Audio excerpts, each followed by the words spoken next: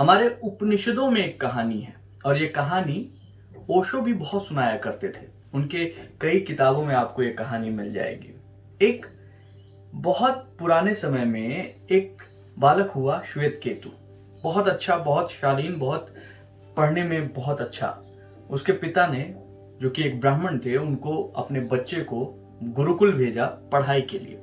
श्वेत केतु गुरुकुल गया और वहां उसने मन लगाकर पढ़ाई की और फिर पूरे 13-14 साल बाद जब उसकी पढ़ाई पूरी हो गई तो उसके गुरु ने उसको बुलाकर कहा कि आपकी दीक्षा पूरी हुई, तुमको मैंने वो सब कुछ सिखाया है जो मेरे पास है, अब कुछ नहीं है मेरे पास, अब तुम स्वयं जो है बाकी की चीज की खोज करो और घर जाओ। श्वेत केतु अपने घर जाने के लिए तैयार हुआ और उसके पास जो ज्ञान था उस ज्ञान ने उसको अहंकार भी दे दिया।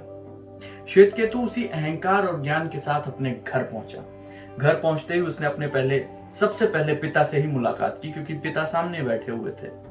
पिता ने जैसे ही उसे देखा, उन्हें समझ में आ गया कि गर्व से ऊंचा हुआ इसका जो सिर है उसमें अहंकार भी भरा हुआ है। श्वेत केतु से उसने सिर्फ 2 सवाल उनके पिता ने की और उन्होंने कहा, अगर इन दोनों सवालों का जवाब तुम देते हो तो तुम्हारा अपने घर में स्वागत है, नहीं तो फिर वापस जाओ और पूरा ज्ञान प्राप्त करो। श्वेत केतु तैयार था। उसने पूछा, पूछिए पिताजी। पिता ने कहा, क्या तुमने उसे जाना जिसे जानकर सब कुछ जाना जा सकता है? क्या तुमने स्वयं को जाना है? इस सवाल का जवाब नहीं था श्वेत केतु पर। श्वेत केतु बोलता है कि मुझे मेरे गुरु ने यह नहीं सिखाया। स्वयं को जाना, स्वयं को कैसे जानेंगे? और उसे जानना जिसे जानने के बाद सब कुछ जाना जा सकता है, किसे?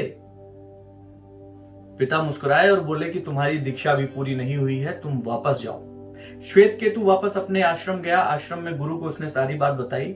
गुरु ने कहा, देखो, ये बताने या सिखाने की चीज नहीं है, ये घटित होने की चीज है। तो ऐसा करो, इस आश्रम में 400 गायें हैं, इनको लेकर तुम जंगल की तरफ जाओ और जब ये 1000 हो जाए तो वापस चले आना। श्वेत केतु सारी 400 गायों को लेकर जंगल की तरफ चला गया और जंगल में ही रहने लगा। अब जंगल में रहने का मतलब वहां कोई नहीं, सिर्फ गायें थी। श्वेत केतु खुद उन गायों जैसा बन गया, उतना ही सरल, उतना ही निर्मल।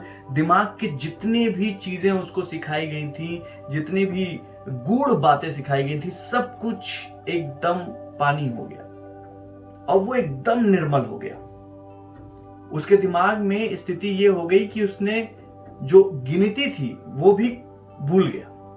सालों लग गए और अचानक एक दिन उन गायों ने ही श्वेत केतु से कहा कि हम 1000 हो गई हैं, चलो वापस चलें।